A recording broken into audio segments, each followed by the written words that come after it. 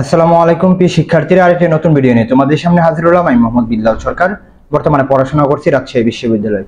তো তোমরা কিন্তু অনেকজনই অধীর আগ্রহে বসে রয়েছে যে গুচ্ছে চতুর্থ মেরিট নিয়ে যে আপডেটটা, এবং তোমাদের কিন্তু আমি প্রতিনিয়ত এই আপডেট দিয়েছি এবং তোমরা অনেক সাড়া দিয়েছো। প্রায় প্রতিদিন 2 থেকে 3 হাজার কিন্তু এই আপডেটগুলো তোমরা দেখো।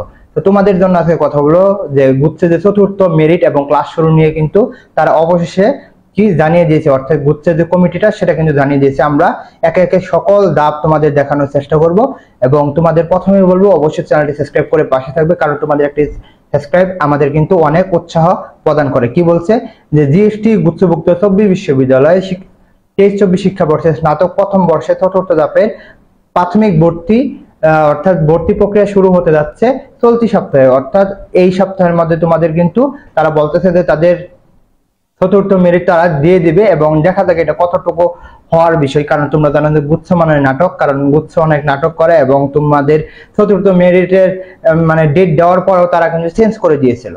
তো আমরা আশাবাদী যে তারা যেহেতু বলছে এই সপ্তাহের অর্থাৎ আছে সোম, মঙ্গল, বুধ, বৃহস্পতি এবং শুক্রবারের মধ্যে তারা চতুর্থ মেরিটের ভর্তি কার্যক্রম শুরু করবে, এটা তারা বলছে। এবং ভর্তি প্রক্রিয়ার অনিয়ম অভিযোগ, অর্থাৎ তারা যেটাকে ইস্যু করে তারা চতুর্থ মেরিটের ভর্তি কার্যক্রম অফ রেখেছিল এবং সেই অভিযোগকে তারা কি বলছে, সেই অভিযোগটা যে করেছিল সেটার উপর কোনো প্রমাণ পাওয়া যায়নি। অর্থাৎ তারা বলতেছে যে প্রথম, দ্বিতীয়, তৃতীয় মেরিটটা তাদের স্বচ্ছ ছিল এবং সেখানে তারা সকল কিছু খতিয়ে দেখেছে, যেটা বলছে ইউজিসি, এবং বলছে যে ফলে দ্রুত ভর্তি প্রক্রিয়া শেষ করে ক্লাস শুরুর সিদ্ধান্ত গ্রহণ করেছে। এবং ক্লাস কবে শুরু হবে তারা কিন্তু এই বিষয়েও কিন্তু কথা বলেছে। আমরা যদি একটু নিচে যাই স্লাইডে দেখতে পারবো বিষয়টি নিশ্চিত করেছেন।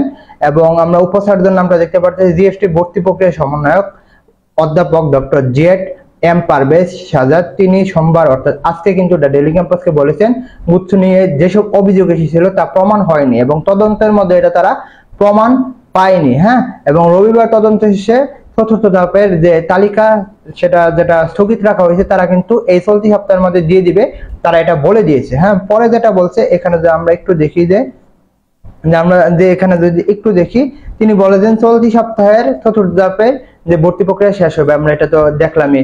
এবং তারা বলছেন যে চলতি সপ্তাহের পর আগামী সপ্তাহ হতে, অর্থাৎ তারা বলতেছে যে পরবর্তী সপ্তাহ অর্থাৎ 1 থেকে 7 তারিখের মধ্যে তারা কিন্তু সকল বিশ্ববিদ্যালয়ে ক্লাস শুরু হওয়ার একটি কথা বলা হয়েছে। এবং নিজ নিজ বিশ্ববিদ্যালয় অর্থাৎ গুচ্ছের যে 24টা বিশ্ববিদ্যালয় রয়েছে সেই বিশ্ববিদ্যালয়ের নিজ নিজ উদ্যোগে তাদের ক্লাস শুরু হওয়ার কথা তারা কিন্তু জানিয়ে দিয়েছে। তো তাদের যেটা বলা হয়েছে যে পরবর্তী সপ্তাহ অর্থাৎ মোটামুটি ধরে রাখতে পারো যে 1 থেকে 7 তারিখের মধ্যে তোমাদের যে গুচ্ছের যে ক্লাস শুরু হবে ইনশাআল্লাহ। এবং তারা আরো বলেছে, এখানে অনেক কিছু বলেছে, এগুলো আমাদের দেখার দরকার নাই। এবং তারা বলছে পরবর্তী নির্দেশ না দেওয়া পর্যন্ত ভর্তির সার্ভারের কোনো পরিবর্তন বা মানে পরিমার্জন বা সম্পাদন করা যাবে না বলেও কমিটির সদস্য জানানো হয়েছিল। অর্থাৎ তারা কিন্তু গত যে অভিযোগটা নিয়েছিল সেটার উপর কিন্তু তারা বলা হয়েছিল এবং তারা বলছিল যে 15 দিনের মধ্যে একটা তদন্ত কমিটি তাদের যে একটি তদন্ত করে তাদের উপরে অর্থাৎ ইউজিসির মধ্যে জমা দিতে হবে। এবং তারা এখানে এটাই করেছে এবং তাদের তদন্তের মধ্যে এটাই প্রমাণিত হয়েছে যে তাদের